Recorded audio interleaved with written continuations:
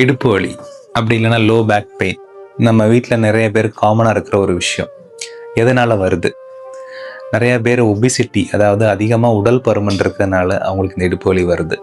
இல்லை ஏதாவது ஒரு இன்ஜுரி வரும்போதோ, இல்லை அன்ஈவனான ஒரு போஸ்டரில் அதிகமாக உட்காந்துருக்கும் போதோ, இல்லை ஹெவியான ஏதாவது ஆப்ஜெக்ட்ஸ் தூக்கும் போதோ, இல்லை ஜிம்மில் ஏதாவது ஹெவி ஆப்ஜெக்ட்ஸ் தூக்கும் போதோ இந்த மாதிரி விஷயங்கள் தாராளமாக வரலாம்.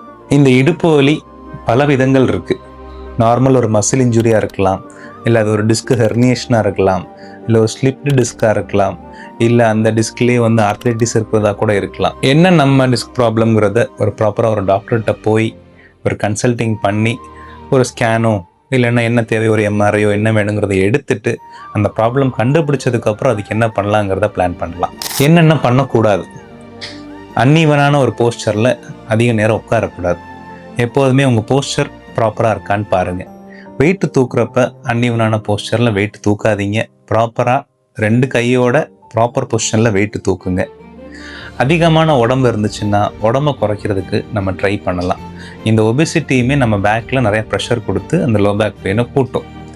மைல்டான மசில் இன்ஜுரி மாதிரிலாம் இருந்துச்சுன்னா ப்ராப்பரான ரெஸ்ட் எடுக்கலாம்.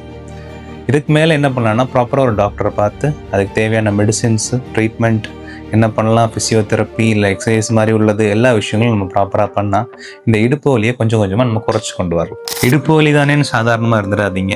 ஏன்னா ஒரு 4-5 வருஷத்துக்கு அப்புறம் அந்த இடுப்பு வலியை உங்கள் இயல்பு வாழ்க்கையை பாதிக்கலாம். ஸோ வருமுன் காப்போம்.